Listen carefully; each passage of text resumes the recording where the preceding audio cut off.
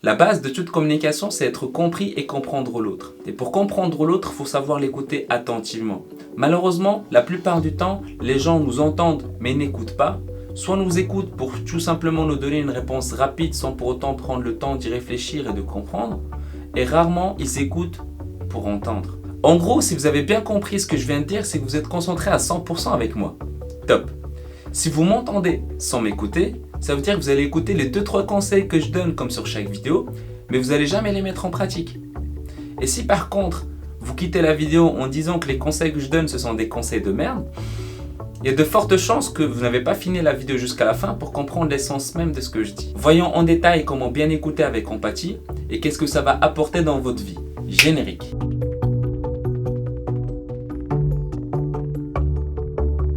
Bonjour, je suis Mehdi Lariani et bienvenue sur l'art de convaincre, la chaîne qui vous apprend à mieux vendre et à mieux se vendre. Si vous êtes nouveau ici, pensez à vous abonner en cliquant juste en bas parce que je publie une vidéo chaque semaine.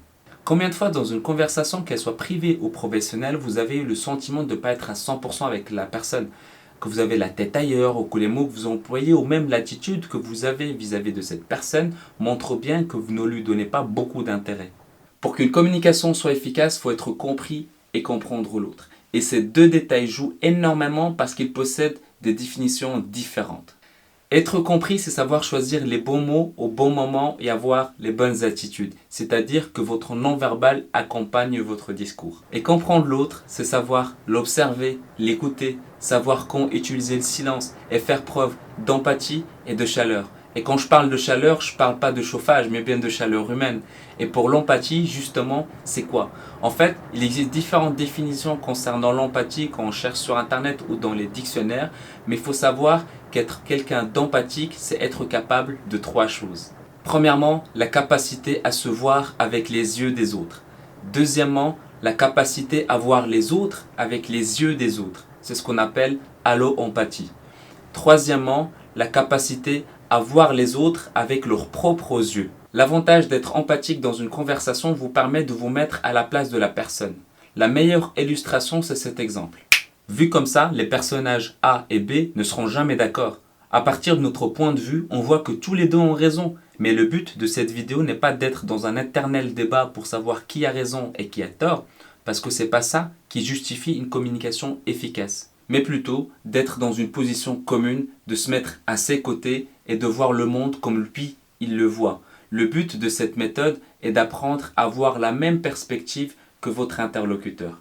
Bien écouter se résume en 3 étapes. Premièrement, avoir la volonté. Nous décidons de faire un effort de compréhension vers l'autre. Deuxièmement, être objectif. Nous mettons provisoirement de côté nos préjugés, nos opinions personnelles afin de ne pas fausser et gêner la compréhension du dialogue.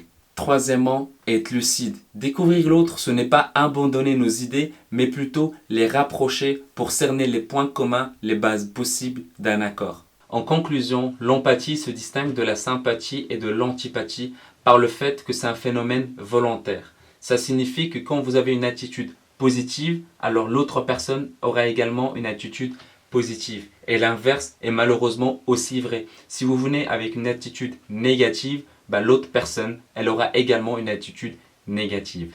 En résumé, premièrement, répondez à la question de votre interlocuteur qu'une fois qu'il ait fini sa phrase. Prenez le temps de respirer et écouter attentivement. Deuxièmement, soyez attentif, concentré et présent à 100% avec lui.